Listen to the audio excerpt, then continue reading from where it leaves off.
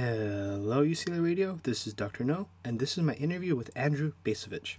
All right, well, first off, I want to start with, for those unfamiliar with your writing, it might come as a surprise that you were not only a Vietnam veteran and political conservative, but also one of the most prominent anti-war voices in America today. Can you explain how this background was conducive, not detrimental, to the formation of your non-interventionist views? Well, that's a very pertinent question. Mm-hmm. And I don't know that I can give an easy answer. Oh, right. But I'd say this. I was born in the 1940s, basically grew up during the early days of the Cold War, which I came to view as an emergency, obviously a protracted emergency in some respects.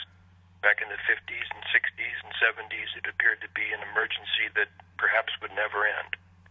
But nonetheless, I had a vague sense that the things that we did in the world, whether we're talking about conflicts in Korea, in Vietnam, or we're talking about the global U.S. military presence, the things we did in the world were in response to that emergency.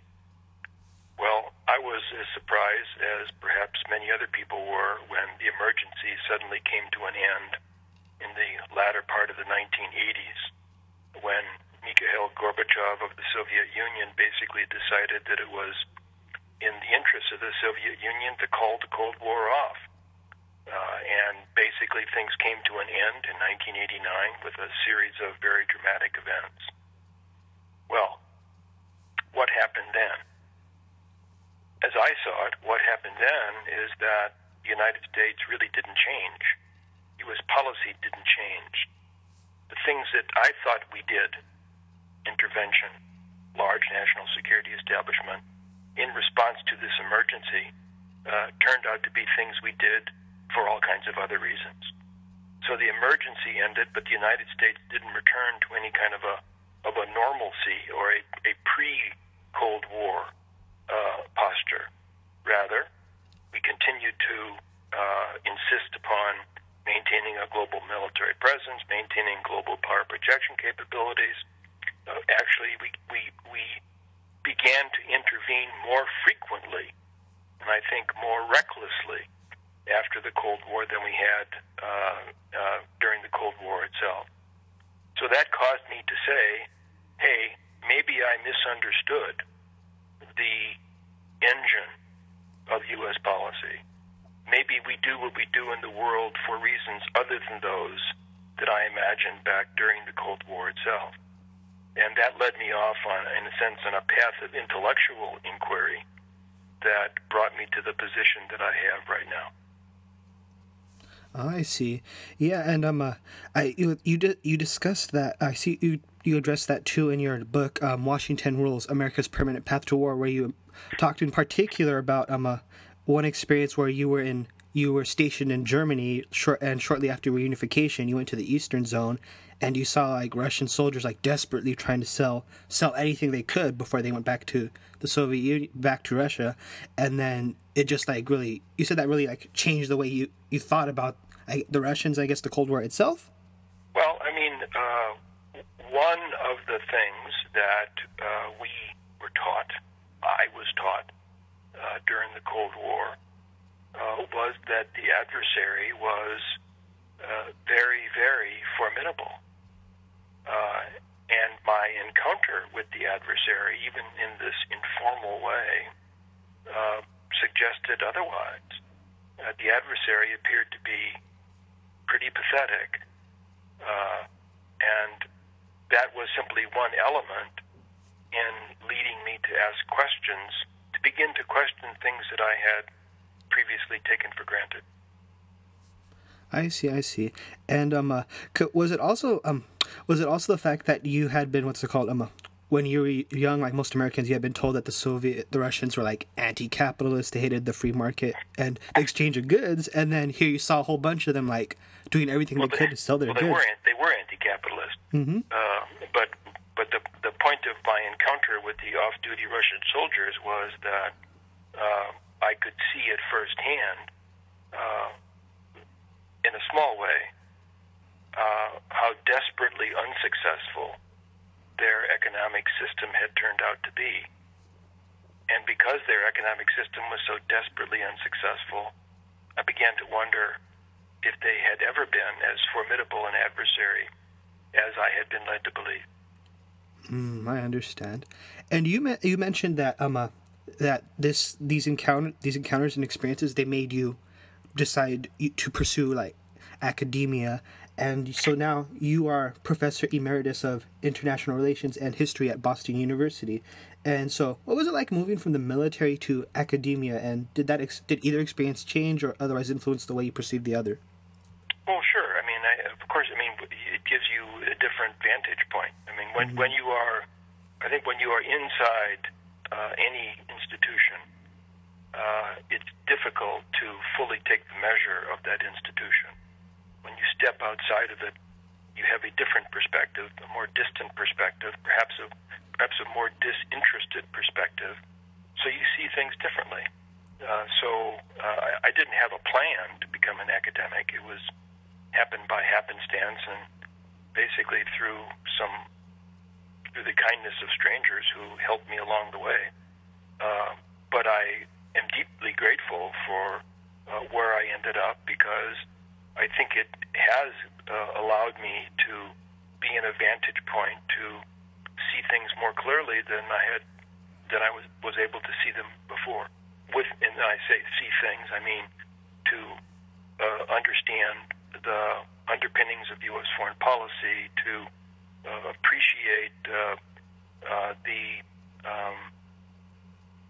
I'm struggling for the word, some of the ill-advised aspects of our approach to national security. I see. And I would like to move on to your book, The New American Militarism, How Americans Are Seduced by War. And in the preface, you inform readers that much of your outlook was explicitly influenced by your time in the Vietnam War. And as that conflict fades from the nation's collective memory, do you think Americans would be wise to revisit its lessons? Well, I think, I guess my view would be that, we have a very rich and complicated military history as a people, going back to the colonial period. I mean, a large number of wars, some large, many small, undertaken for all kinds of reasons. And I think that rather than suggesting Americans should study this particular war or that one, I think it would be very healthy if we had a broader appreciation of what the American military experience has entailed. Why have we fought where we have fought? How have we fought? With what results? Exacting what sort of costs? So it's not a matter of looking at the Vietnam War or the Iraq War or any other particular war. I think it's given our propensity for using force, it would be good if the American people had a fuller understanding of our history in that regard. And what particular wars do you, with that in mind, what particular wars do you think we would, stand to benefit from looking at? Like, okay, we should our conduct should be more like these particular wars? The answer I just gave you said that I don't think there is any one war. Oh, okay. I mean, I think part of the problem here is that our collective perspective on things military tends to be excessively influenced simply by the last war. So today, people are to some degree conscious of what happened in Iraq and Afghanistan after 9/11. I think it's very appropriate to try to understand the lessons that can be learned from those wars. But I would want to emphasize that those aren't the only wars that have things to teach. Okay. I see. And, the New American Militarism also describes several seemingly disparate groups that you argue are responsible, or at least they at least promote the U.S.'s permanent war footing. Would you care to identify these groups and explain how they promote militarism to our listeners? Well, I mean, the point of the book was to try to understand where the militarism of post-Cold War America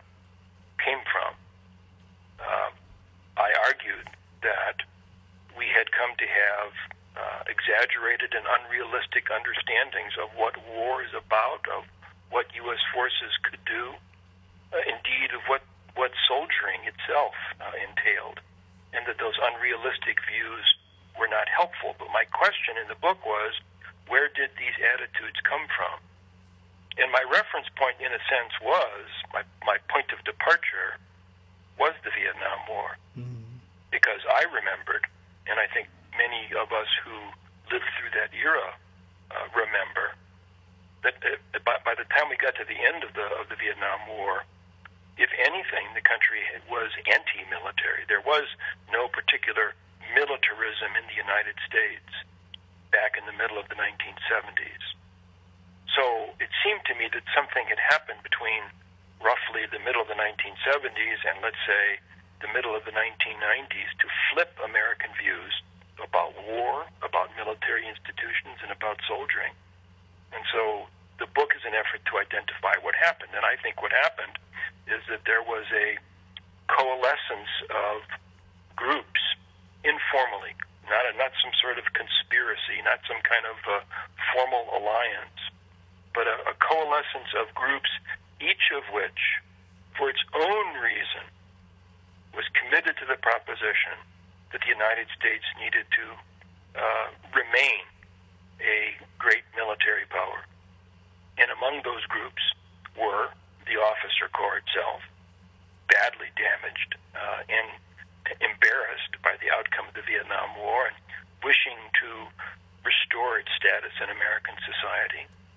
But it also included neoconservatives. It also included Protestant evangelicals. It included Republican politicians like Ronald Reagan.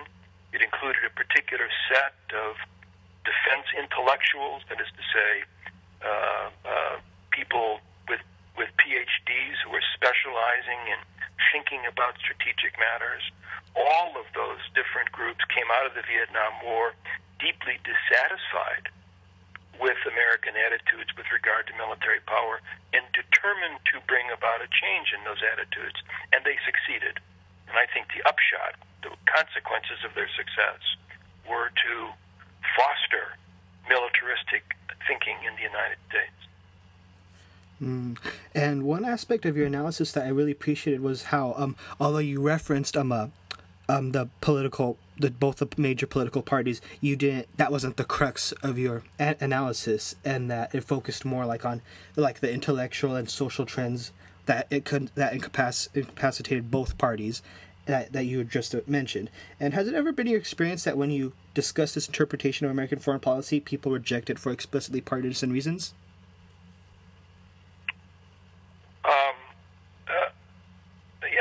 I think so. I mean, if as a general proposition, the argument I made in that book find favor with people who call themselves progressives. But as a general proposition, the argument made in the book raises hackles on the right. I mean, and I don't want to oversimplify here because there's sort of more than one right, but the mainstream right in America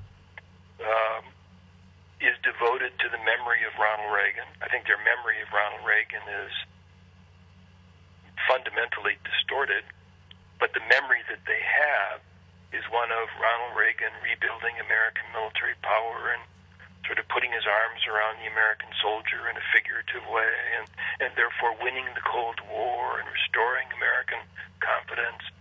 And people in that group take offense with an argument that says that our thinking about military power is wrong-headed and counterproductive. I see. And also the book also examines the classification of the War on Terror by some as World War IV, and it's an appellation given on the grounds that it is a follow-up to the Cold War or World War III. Right. And a decade later, do you believe that World War IV is winding down, or that we haven't seen the worst of it? I'm sorry, yes, what about? about the question? I just say that, A decade later, do you believe World War IV is winding down, or that we haven't seen the worst of it? well, I think that calling it World War IV, and therefore comparing it to events like World War II was entirely inappropriate and misleading. It seems to me that where we are is, with regard to our involvement in the Islamic world in particular, is we're stuck in a quagmire. That the efforts made in particular by the George W. Bush administration to achieve a decisive victory that somehow would bring order to the core of the Islamic world, in and around the Persian Gulf, that effort failed. And yet, here we are, all these many years later, still bumbling along, somehow hoping that a continued military engagement is going to produce some sort of a positive outcome. And I just see no evidence that that's in the cards. So, to my mind, whether we call the war World War IV, or I think we should call it the War for the Greater Middle East, we're engaged in an enterprise that, from a military perspective, is futile.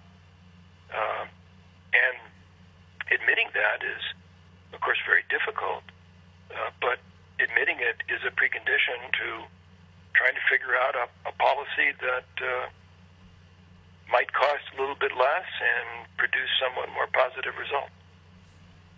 I see. And, well, so you called it the War for the Greater Middle East. So what would the difference between, like, why would you call it that as opposed to World War IV? Because you said World War IV you think it's inappropriate for... Because the people who styled this thing World War IV were trying to make a comparison with World War II. And I think the comparison simply doesn't work in any way, shape, or form. I see. Well, moving on to another book of yours, The Limits of Power, The End of American Exceptionalism, it continues exploring many of the same things as the New American Militarism, but it focuses on 3 specific crises you pinpoint: an economic and cultural crisis, a political crisis, and a military crisis. What is the nature of these crises, and how should we go about solving them?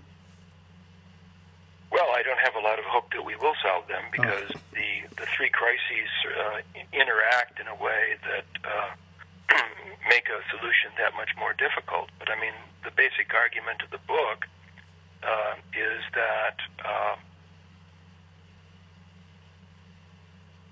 the basic argument of the book would be that in the realm of culture and economy, the majority of Americans have bought into a defective notion of what freedom entails, that a great many of our fellow citizens view freedom as simply the exercise of radical autonomy and of conspicuous consumption, and that those don't constitute the basis of a viable society. That what they do is to, among other things, is to lead us to a situation in which individually and collectively we refuse to live within our means. The other day I heard that the national debt is now above $18 trillion. That's a fact that we sort of all generally aware of, but it's an important fact indicative of what that crisis is producing. Ever deeper in debt. And I go on to say then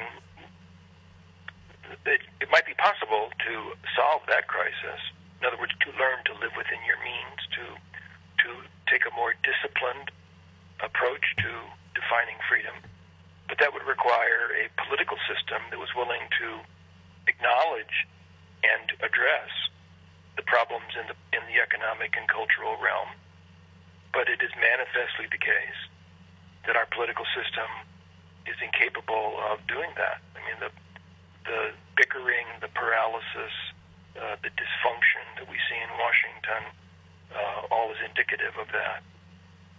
And then the last part of the book says that, again, particularly since the end of the Cold War, Americans have been experimenting with the notion that perhaps the exercise of military supremacy, not just superiority, but supremacy, can provide a way to work around, to compensate for the political, cultural, and economic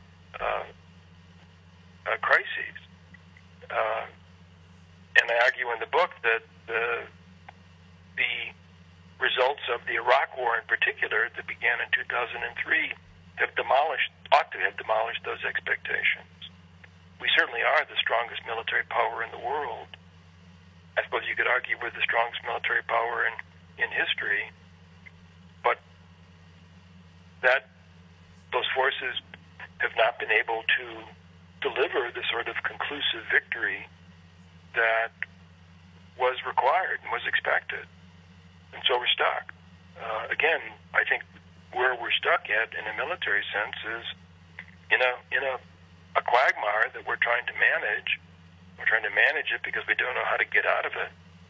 We've come to realize, even if people won't say it out loud, that we can't win it.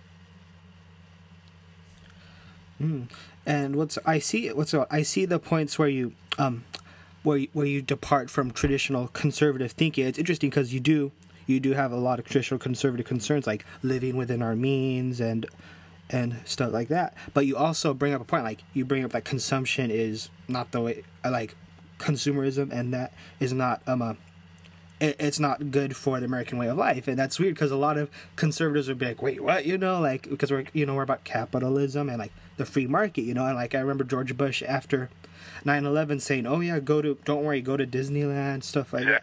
Yeah, so it's interesting. And then of course obviously you disagree about military supremacism. You just like it's just and you bring the point, like not only is it immoral, it's unsustainable. So I think that's interesting. All right, and as you mentioned, the limits of power, it addresses the Iraq War, and it seems to use that in a way, like it uses that in a manner similar to how the new American militarism, it used it as the Vietnam War as a reference point. And I think that's fair, yeah. Mm-hmm. And was that a decision part like motivated by to counter some of the misconceptions about that conflict? And I don't really know. I mean, the Militarism book came out in 2005, at a time when the global war on terrorism, as we used to call it, was still new. I mean, it was evident by then that the Iraq War wasn't going well. It was not evident when I finished writing that book that the Iraq War was going to turn into the disaster it did. And you fast forward to 2008 when Limits of Power came out, and by that time, events in Iraq had become clear. So it seemed to make sense to evaluate the consequences and to highlight the consequences that the invasion of Iraq had produced. Do you think that this might have been a reason for the book becoming very successful, like upon publication in like 2008? I don't think it's possible to know why some books succeed and others fail. I mean, in this case, I have to tell you that Bill Moyers had me on his TV show, and for whatever reason, that particular interview attracted a lot of attention, and I think that attention helped the book enormously. Oh, I see. Well, and moving on to, I mentioned this book earlier, but I like to revisit it. Washington Rules, America's Permanent Path to War. You revisit the foreign policy consensus but in Washington, through the lens of the policies and principles designed to implement it, like as opposed to the groups that might have promoted it. And what most interested me was that every generation or so, a new group would arise to challenge then existing policy and advocate a seemingly different one, that not only for the results to be identical, and the most notable example being the whiz kid intellectuals of the 1960s who were horrified by the prospect of nuclear war and then pushed for smaller scale wars, which resulted in the Vietnam War. I think that if we listen to our politicians or if we read the op-ed pages, you get the impression that there are fierce differences of opinion on all kinds of issues. But I think when you step back and look at some of these things historically, those putative differences shrink, and what we see are continuities in American policies, in American thinking, in American attitudes. And I came to believe, and this was one of the purposes of writing that book, that that's true in spades with regard to military policy, that fashions come and go in the military realm, but certain things remain the same, and the things that remain the same are the things that are really, really important. And in that regard, it is our insistence on maintaining a global military presence. It's our design of our military forces to serve as instruments of global power projection. And the tendency then to combine those two in support of policies of global interventionism that really define U.S. military policy and have done so for decades. So the things that seem new and novel may be in some respects new and novel, but they're not really fundamental. The fundamentals remain constant. And I think you have to understand that in order then to make a reasoned judgment about whether U.S. military policy on balance is sensible or whether on balance it's counterproductive and ought to be changed. And I really see that in the current political situation, because like with the election of Barack Obama in 2008, like he was against the Iraq War. He was very passionately against it, but he supported the war in Afghanistan. That was the necessary war. Correct. And then now that he's been in office, we have the drones in Pakistan, Yemen, and Somalia, right. and then the Libyan war, and now we're back in Iraq and we're into Syria. It's a good point. So that the Obama's supporters expected that he was going to be an agent of change. And in the realm of national security, he hasn't been. And even the changes that he proposed to make have tended not to come to pass. Mm-hmm. Yeah. All right. Well, we're winding down, so I want to close off with I want to ask you about your latest book, Breach of Trust: How Americans Failed Soldiers in the Country. Can you tell us about this particular book? Well, the subject is the relationship between the American people and the American military, which on the surface appears to be a love fest, right? Everybody says how much they support the troops, and we have ceremonies before ball games, and we have concerts on the Mall in Washington, and so on. But I think that those surface appearances of affection mislead.